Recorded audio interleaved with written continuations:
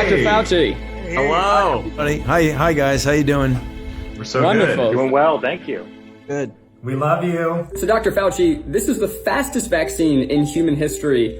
People want to know, did we undermine the safety of the vaccine because it was done so fast and without long-term studies? Okay, so that's a great question. It's the most commonly asked question. There was no cutting corners. Safety was not compromised. Scientific integrity was not compromised. And I think people need to understand that the speed was related completely to the breathtaking scientific advances that had been made over the previous 10 or more years, where you can get the genetic sequence of the virus, which then take that sequence and insert the appropriate gene into these very new and unbelievably efficient vaccine platforms. And that didn't sacrifice any safety at all. That was purely a technological advance. Then the Moderna trial was 30,000 people. The Pfizer trial was 44,000 people. And it happened to be taking place in the middle of a ferocious outbreak. So when you're trying to prove a vaccine works and there are just a few infections here and there in society, it could take 7 years to get a vaccine. There were so many infections that we went from sequence to getting the vaccine in people's arms in less than a year. That is historic, but it's historic from a scientific standpoint. There was absolutely no cutting of corners at all. So you're saying that there's no chance that there's some weird side effects that are going to pop up 3 years down the road? The chance of that happening is spectacularly low. And let me tell you why. If you look at the history of all vaccinology and you say, when did these so-called longer-term effects occur? The overwhelming majority, 90+% of them, occur between 30 and 45 days after the vaccine trial ends. That is the reason why the FDA said that in order to make an emergency use authorization, you had to wait 60 days from the time 50% of the people in the trial got their last dose.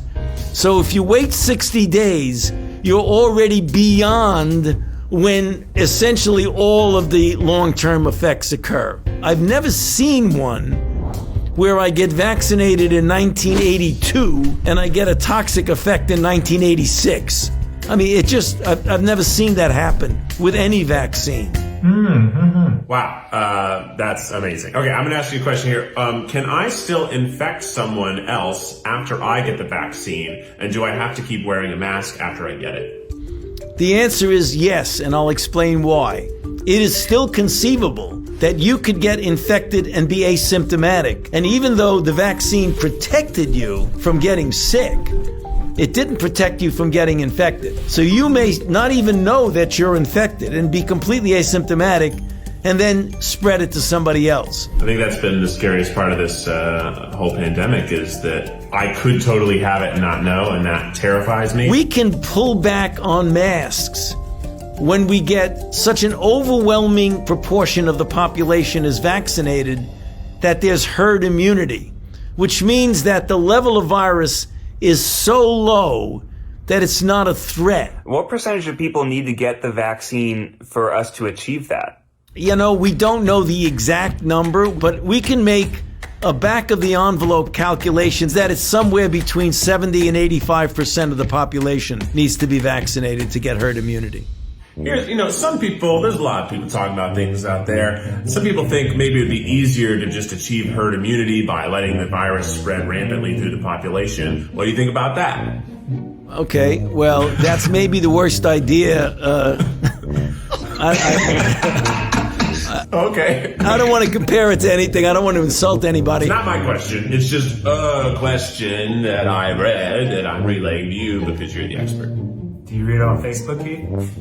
I did read it on Facebook. The general level of herd immunity right now in the country, the last time the CDC looked at it was like 10%, 12%.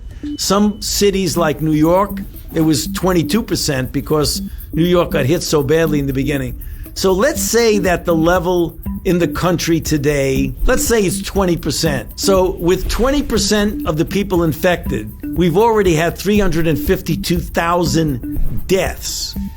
To get to 80, you'd have to have 4 times as many people. So are you willing to accept 1.2 million deaths in order to get to herd immunity? I don't think so.